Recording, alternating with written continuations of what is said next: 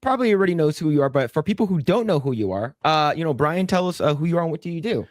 I'm one half of the Popcast, Popcast. It's a horrible name, but we're stuck with it now. So, we make like sci-fi, basically movie and TV documentaries.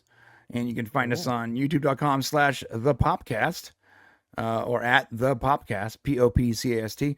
And I do a political channel with my brother on at Brain Show, which is in my bio, or whatever, Hell below yeah. my lower third. So we have like 4 channels, and those are the 2 we're actually pushing right now. All right, cool. So like Our I do main want to channel ask, is like over 140K right now, but we can only put out like 6 videos a year because they take like 3 months to edit. Yeah, I can Ridiculous. definitely relate to that kind of It takes video. so much time to edit these videos. Yeah. We're in the is it, middle like, of one right fully now. We're like, scripted oh, and everything. we want, yeah, totally scripted. My brother writes Okay. scripts. He's the voice. So if you hear my voice, you're like, why does this guy sound like a drunk Chris Griffin? I'm not the voice on Popcast. It's my brother who used to be a radio guy in the Navy. So he has a very smooth, buttery voice. I sound Nice. like a 75-year-old smoker that talks on the phone all day.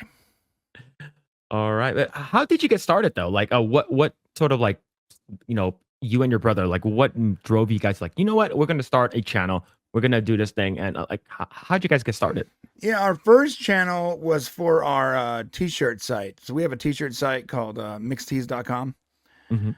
or mxtz.co. We've had it for like 25 years. It's been on, like, literally, it's been our business for the last 25 years. And we were paying YouTubers to like promote our brand, and it was costing us a fortune, bro. And I remember looking at Shane being like, "Hey, what are they doing that's so special? Like, it's not that special, right?" So then we started a channel. We got up to like 20K subs, and then YouTube pulled it for some brand thing. We couldn't monetize it because it was like a brand advertising channel. That was some weird nonsense. So then we started the second channel, which was Popcast, and that's been going for about 6 years now. And this little thing that we plan just to use to market our t-shirts and our gear, like we sell like shirts, hoodies, mouse pads, all kinds of stuff. We make them here in Orange. And this little thing that was just set up to promote that ended up being like half our business because we got a lot of views, and all of a sudden people liked our stuff. And so it became a big part of what we do. And we do that now more than we even print t-shirts. It's sort of crazy. That's awesome, Yeah. man. It's like so for your current one, the one for the brain show, you guys talk more about politics, but you guys what else do you guys talk about there other than Yeah, that? so that started off as a live channel just to talk about entertainment. But my brother got really tired of everything sucking so bad. And so he had this misconception that we're gonna start a channel where we review stuff, like John Campea or whatever. I'm like, okay, yeah, whatever. It's low effort, it's fun. We can just hang out and talk. We do it anyways, like we're bros. But every review ended up with us just shitting all over it nonstop, and nonstop toxic. And we grew a following, but my brother is a very interceptive, sensitive dude, and he's like, I don't want to do this anymore. I don't want to talk about Star Trek and Doctor Who. I don't even like them. I'm now apathetic to them at best. I don't want to do this anymore. And so he just took off for like a year. And then he came back at the end of last year, and he's like, I'm down to do it if we talk about something I care about. I'm like, okay, well, what do you care about now? And he goes, politics. And I'm like, oh, that's not going to get us demonetized. Dude, fast forward about a year, we've been demonetized 3 times. we just got our monetization back literally last month. Wait, what were you guys talking about that got you demonetized? I think the first time, I'm afraid to say it because I don't want to get demonetized. Okay. But the first time it had to do with the jab. You know the Okay. jab. Yeah. So we talked about that. We talked about the Joe Rogan thing, and basically jab related stuff, and that was like medical misinformation. And they didn't even like give us a strike. They just demonetized us like immediately. Yeah. That sucks. And then the second time we put up, we were like experimenting with shorts, because I don't know if you do YouTube, then YouTube is constantly telling you to make shorts like nonstop. Gotta make shorts. That's how you grow. By the way, I got a channel with 150K. I've never made a single short. So if you are running a channel and you think you have to do shorts to grow, that's just not true. You just have to make good content. Yeah. So, but on that channel, we were like, well, let's do shorts, because they're like, hey, we gotta do shorts. So we started doing shorts, and I was putting out a couple dozen shorts a week. Damn. And one of them got like 40 million views. And I was like, holy crap, like an insane amount of views. I actually made $700 on a short. By the way, that's how much money you make on a short. We got almost 40 million views. It was $700. Yeah, it's not a lot. It's pretty small. Yeah. Here's a comparison. We have a video on our main channel that has like 4 million views. We've made $35,000. Big difference. Yeah. So real videos get way more ad revenue. So, but right before it hit like 40 million views, we got hit with something called reused content. And because the video had like a clip of something else we were talking about, they said that's reused content, and they demonetized us. They gave us a chance for this time. They gave us a chance to appeal, but they never even watched the appeal video. So it was a complete waste of time. So we took it down, restarted. And then the second time we put up a regular video, and because it had a clip of something in it, got reused content again. And then we got a community guideline strike for once again accidentally talking about the jab. And then it was election denying stuff. So we're learning how to do what Jeremy does and say different words that YouTube is not going to pick up on. Yeah. You have to be meticulous about like that. You can't say the bad guys from World War III. You have to say the bad guys from World War II. Thank God, not World War III. You have to say certain things because these certain words trigger some automated system that sends it to some fascist over at YouTube that decides you're just not going to make money for the next 3 months. To be fair, they have remonetized us every time. So it's not like they've said no. We had to basically go to timeout and then get remonetized. This time, I am not going to get demonetized again. We're choosing our words carefully. We're not using any clips. I'm not doing any shorts. Screw shorts. Not worth the trouble. And I'm determined to stay monetized this time. Luckily, our main channel has never been touched because we just make documentaries. So yeah. It's like I totally get.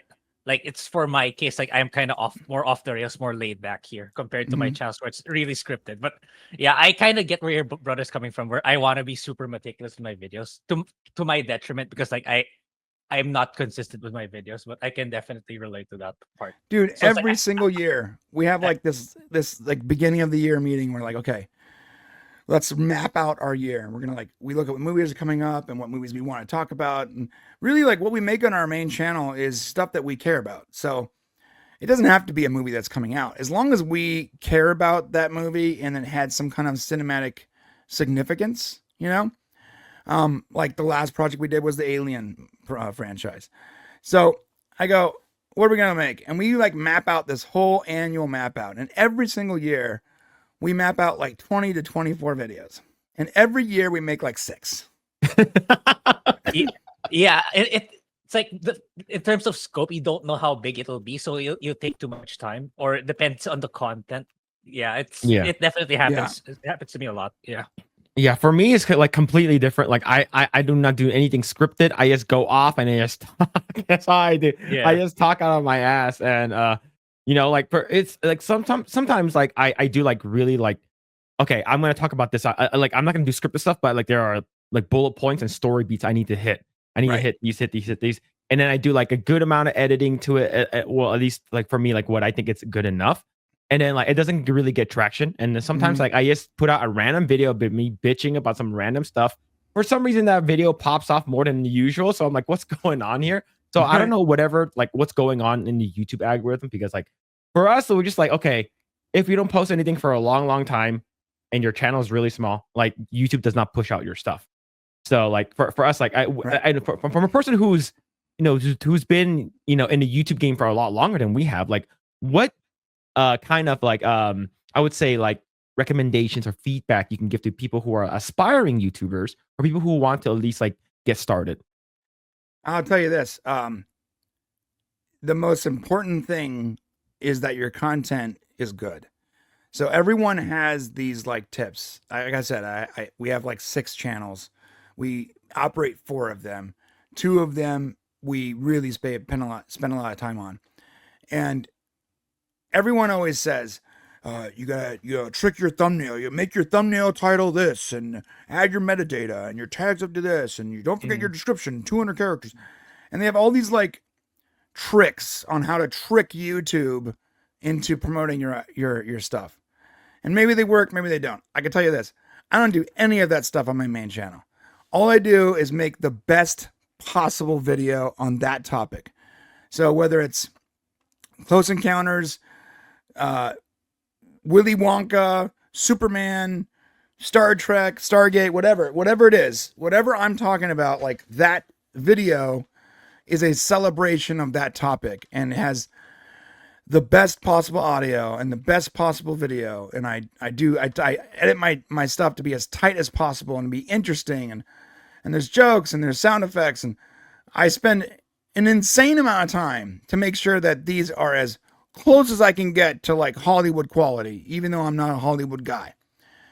Because all I know is that when people actually do watch it, what really promotes you is people watching it. Mm-hmm. So them watching it for as long as possible.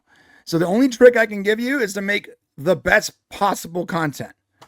That's it. And if I can give myself a trick, I would say make more, because that's my problem. Yeah. Make the best possible content.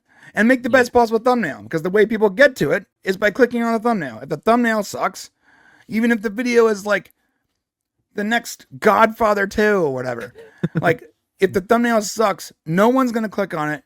That means no one's going to see it.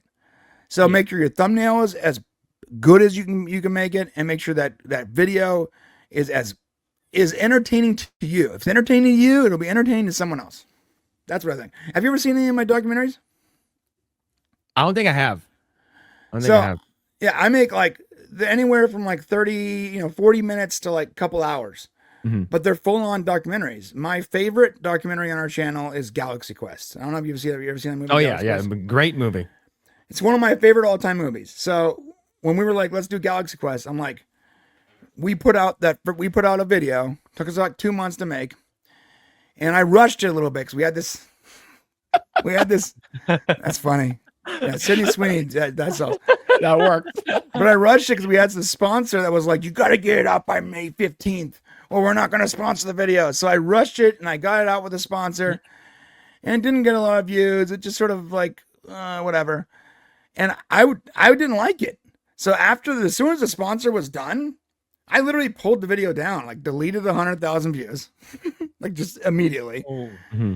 Took another 2 months and we redid it. And I got JP involved. I got Matt involved. I got Sean Chandler involved. I got a bunch of people I know, friends of mine on YouTube, to help me with the intro.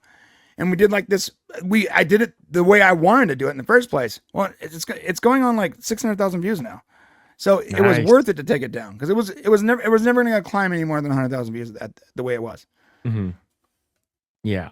See, there it is. Yeah. I think when it comes down to like I tell Grae, like the stuff that Grae makes are more like evergreen stuff. You can come back and watch it 10 years, 15 years from now. It will still make sense. Yeah. Right. For mine, it's like, and a lot of like I'm not saying it doesn't work, but it's like sometimes, like if you're talking about politics, if you're talking about a movie that's really bad, or a video game that just came out that's doing really bad, it's sometimes like it's like flavor of the week. You have to put it out right then and there. That's true. Then after like a couple of days, no one cares about it anymore. Yeah, that's why we started doing full documentaries. I got so tired of trying to chase the dragon. That's what it is. Yeah. Like we were doing Star Trek reviews, and we were like, oh, we got 80,000 views, great. And then immediately just 0 views. Yeah, 0. Mm-hmm. Yeah, 0. So, and we just got tired of trying to chase that and make sort of subpar content, just trying to make sure it gets out before everyone else. They say, if you can't be first, then be the best. But you can't be first or the best on YouTube when you're chasing, current events. Yeah, you can only be the first. Yeah. Thanks for checking out this segment of the Project Eggroll podcast. If you like what we do here, please like, share, subscribe, hit the notification bell, and you will know next time when we go live. We do go live every Saturday at 8 p.m. Once again, we are just getting started. Tons of more video to come. Thanks, and we'll see you guys next time.